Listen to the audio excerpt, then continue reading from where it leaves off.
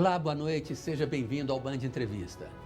2 anos depois da eleição que levou o magnata Donald Trump à presidência dos Estados Unidos, ainda se discutem as condições daquela eleição.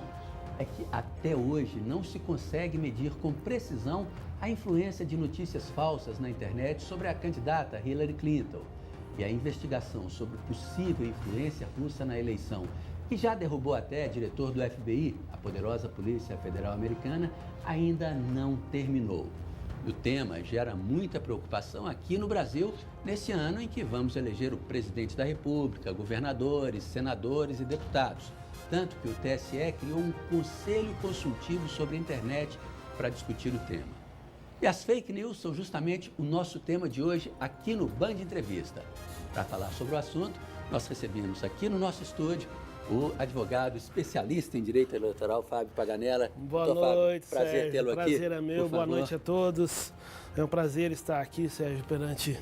Prazer é nosso. Você, aqui na Bandeirantes, para a gente tratar de assunto tão importante, mas e polêmico. E polêmico, Então, Fábio, em primeiro lugar, é bom que fique claro, né, que existe essa apreensão aqui no Brasil por causa da eleição desse ano, mas o problema não é só nosso, né? Como mostrou a eleição americana, o problema é mundial, né? Não é só nosso e também não é novo, né, Sérgio? É um problema que, se você observar, ele apenas está se aprimorando, claro, com o uso da internet. Porque o problema da internet é a disseminação, né? A disseminação agora das notícias falsas, né?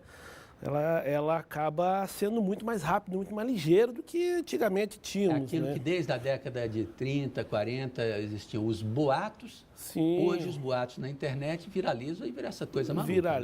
Viralizam e o controle tem que ser urgentemente feito, né? Nesse comecinho, a gente até deu mais ou menos uma definição, mas como que a gente pode definir exatamente para o nosso público telespectador? O que são fake news? Bom, fake news foi um termo originalmente criado pelo Trump, né?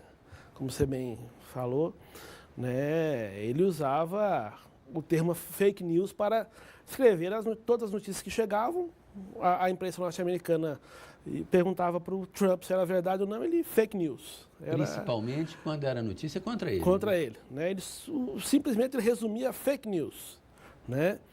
E nem sempre eram fake, nem sempre eram fake news, né? Então, nada mais são do que mentiras, né? Fake news, na verdade, a gente tem que dizer mentiras. Agora, o que se enquadra nesse termo fake news? Né? Essa pergunta sua é uma pergunta muito interessante, que o Conselho Consultivo do TSE né, está certamente se debruçando sobre isso, né, para que seja bem definido o que é fake news. Porque nós temos notícias que não são necessariamente mentirosas, né? São notícias que demandam um aprofundamento. Claro, tem notícias da qual podemos dar o exemplo aí, um exemplo muito dado aí perante o TSE nos cursos que a gente tem acompanhado lá, que é o exemplo do Baleia Azul, né? Sim. Foi um exemplo que foi dado de uma notícia falsa que circulou, né? Graças a Deus, hoje em dia você quase não ouve mais falar dessa chaga. Nessa chave. Você viu na eleição de 2014, né, nós tivemos, né, vamos pegar como exemplo os 2 presidenciáveis que foram para o segundo turno, né, para não, né, o Aécio, o candidato Aécio, se falava muito que ele iria acabar com o Bolsa Família. Né? Isso não foi divulgado só na internet, foi divulgado de diversas maneiras. E ninguém nunca provou que era da adversária, mas... Isso, acabou. A impressão que se tem é essa. Já a candidata Dilma se falava que se ela ganhasse o dólar chegaria a R$4.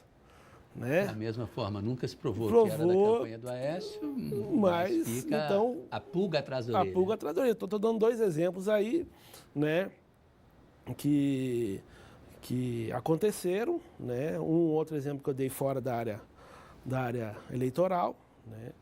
Mas temos aí a questão de definir realmente o que são fake news, né? Quais são essas mentiras? Até que ponto, na sua opinião, uma notícia falsa ou, pelo menos, parcial, deve ser identificada ou pode ser identificada rapidamente, tirada do ar e o responsável por isso ser punido?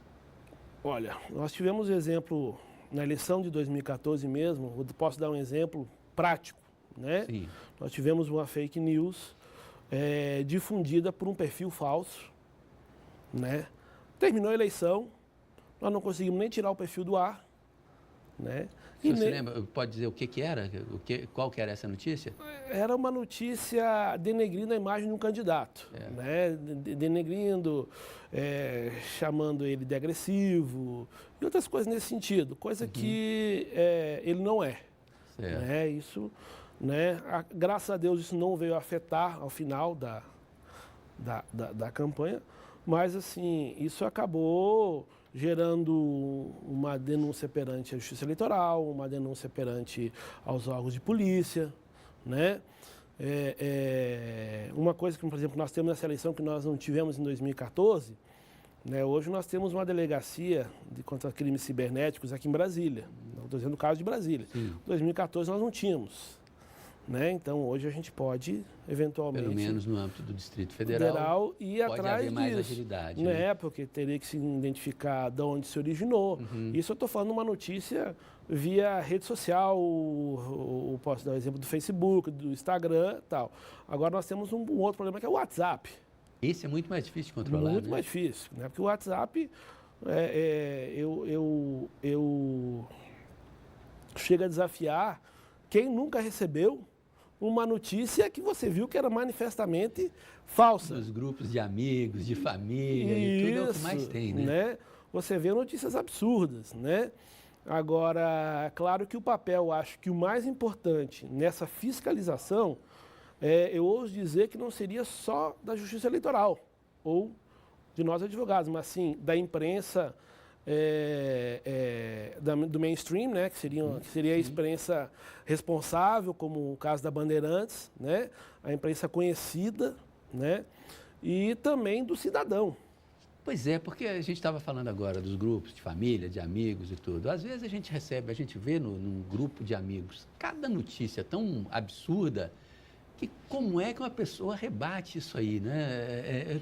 Existe uma dica para as pessoas, olha, isso aqui não entra nessa. Quem fala, por exemplo, não deixe de repassar e tudo isso aí já é para levantar dúvida, né? Já. Nós temos assim, o que eu faço, né? Nós temos alguns sites, inclusive esse pessoal já está participando junto do Conselho Consultivo do TSE, como o caso do Seifernet, né?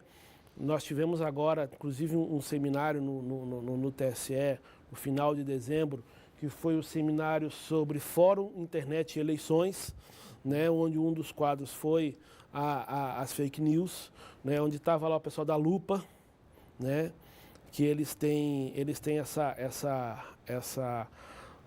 vão atrás dessas notícias para ver a veracidade, né? Existem outros meios que você pode, hoje até o Google mesmo, você pode pegar a notícia lá, ou até a foto hoje em dia, e dizer essa foto é verdadeira ou é falsa, né? Uma que eu costumo ver, eu recebi toda semana, que tem a ver com o tema, assim, eleições, mas que não é candidato propriamente dito, é a questão do voto nulo. Sim. Vai beneficiar A ou B, né? Não, que o voto nulo, mais de 50% anula a eleição, né? A eleição são computados os votos válidos, né? Voto nulo não é voto válido, né? Então eu costumo, quando me manda essa notícia, eu já mando uma decisãozinha do TSE, né? Mas é porque eu sei. Agora, quem não tem esse conhecimento, que a grande maioria da população, é difícil. Agora, já se prevê que nas eleições desse ano a boataria vai correr solta, né? Fake news solta. Há o risco real de que uma notícia inventada pode acabar mudando o resultado da eleição? Mas o senhor não responde isso agora não, tá? Porque a gente vai fazer um breve intervalo e o senhor responde depois. Sai daí não, né? Porque rapidinho eu volto com o Dr. Fábio Paganella para falar sobre fake news, principalmente nas eleições desse ano. Até já.